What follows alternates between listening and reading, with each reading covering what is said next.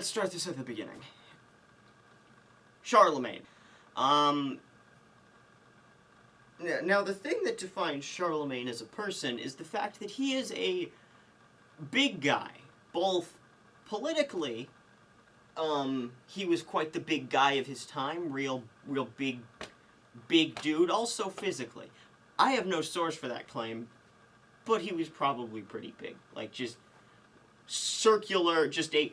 What we don't talk about is the fact in reality Charlemagne was a giant circle. But more importantly, his political conquests. So Charlemagne, his empire, very large. All of France, and Germany, and Italy, except not all of Germany, only part of Germany, and also, I think, only part of Italy, and also only part of France. So, you know, not that impressive, really. I'm fairly certain any random Joe could have done it, but Charlemagne was the random Joe of his time. He was quite the random, quite the Joe, if you really think about it. Real big Joe, if you think about it. So Charlemagne, he has all this land, you know, and he's thinking to himself, well, all this land, what's it going to do? It's going to make food, right? Because they have nothing else they can do. It's Europe. None of the land is worth anything. This isn't China or India where you can just, like, walk 2 meters and find, like, 20 different valuable resources you can ship across a continent, make $1 billion off of. This is Europe. They have, like, wheat, and they have beer that they make out of the wheat. And in, like, a few areas, there's amber or furs, which, those are literally just, like, tree milk that's been hardened, and the other one is only valuable to other Europeans because they haven't invented the heater yet. They haven't figured out what radiators are. Why? Because it's Europe. Nothing is good in Europe. So the thing we've got to acknowledge is the fact there's not much you're going to do besides grow food. You're going to get the food out of the ground, and you're going to eat the food. That's what your average peasant does. But the thing is, Charlemagne, he's busy. He's got to stab Germans and make them Christian after having stabbed them. Not really an effective system, but hey, it worked out for him, so I'm not going to judge. He's got a busy schedule. You know, he doesn't have time for this. So he can't be going around every individual peasant being like, hey, Jerry, did you get my food back? And then the peasant's going to be like, no, sorry, I ate the food. And he's going to be like, what? But you had enough food for 2 people. He's going to be like, yeah, I gave the second one to my 12th son. He's the only one left, so I thought I'd spoil him.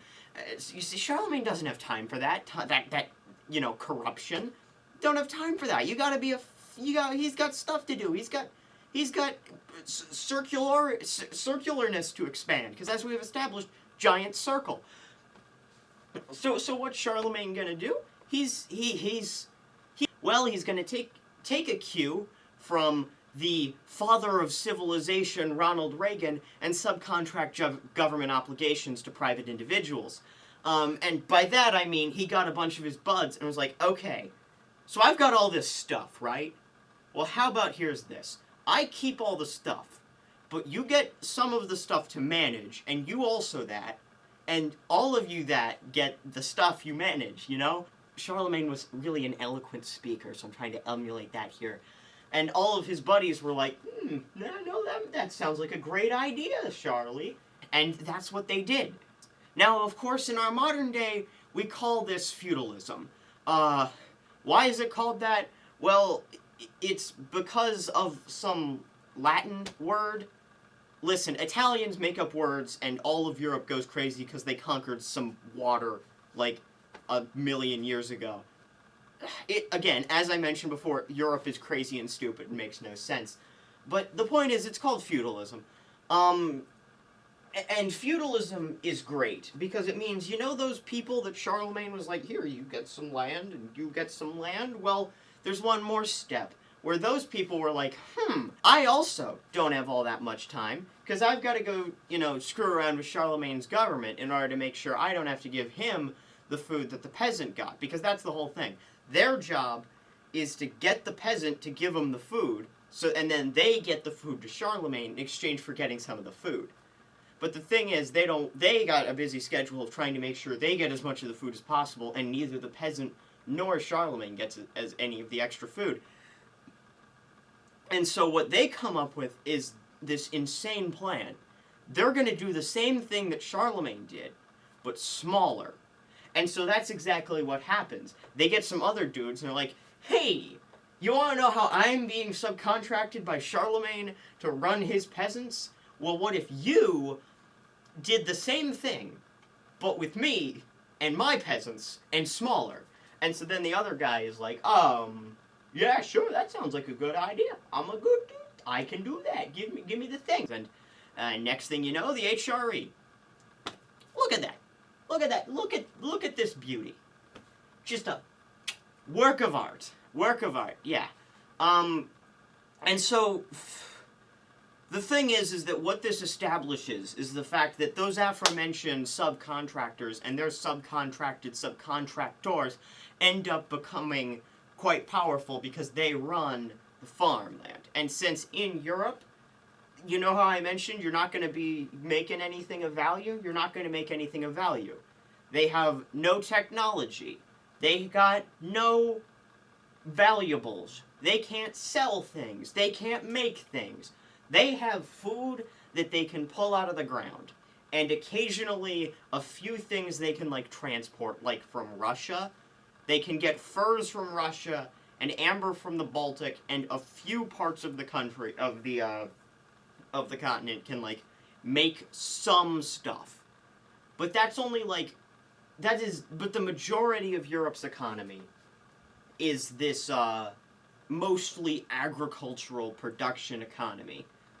And since the aforementioned aristocracy, you know how I said they had to make sure Charlemagne didn't get the food? That's the thing. Their job was to make sure Charlemagne didn't get the food, and since Charlemagne's the government, their job was to influence the government. So these guys, the subcontractors or the aristocracy, end up basically being the main powers within most European governments besides the monarchy. And so that's kind of how things go, is that since the aristocracy gets its power from the food that their peasants get out of the ground and then they control, they're a very rural aristocracy. They're out in the countryside building their palaces, and they're getting their money from rural farmers. There is an urban section of Europe's economy, but this is a very weak section of the economy. There's only like 20 dudes in all of Europe who live in cities. There's just 20 of them. And all of them are not going to be that important to the economy. There's only 20 of them, and more importantly, it's 20 of them, and they all have like the worst technology. Because the aforementioned Italians who took over some water that one time, they got blown up, and as a result, all their cool technology that the rest of the world has, that went in the kapooey, and now there's no more cool technology.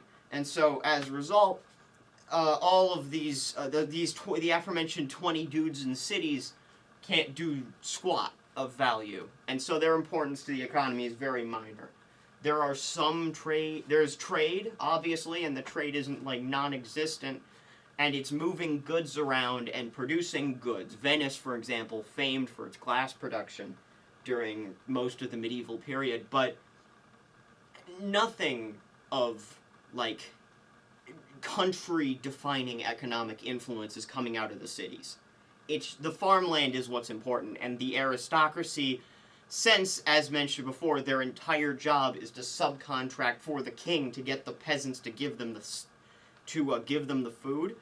The entire political system of Europe is based on rural, aristocratic farmers, and so this is a pretty stable system for like forever, because Europe doesn't get any better at technology because they're just all sitting there like, Grog speak French, les souhaits de fubri fui, or whatever they say in French. Grog go stab man for not being Christian enough, and that's all Europe does for, God, it's like 500-600 years. And so that's obviously not going to be the greatest conditions for people to start improving the amount of, like, goods they're making that don't come from just pulling wheat out of the ground, putting it in a bag, and then never seeing it again as all of your family starves to death. That's just not the most effective. That is just not conditions that are going to lend themselves to economic expansion and growth and urbanization and stuff. But here's the thing. Skip forward a few hundred years to the mid 1700s. A whole bunch of stuff's happened.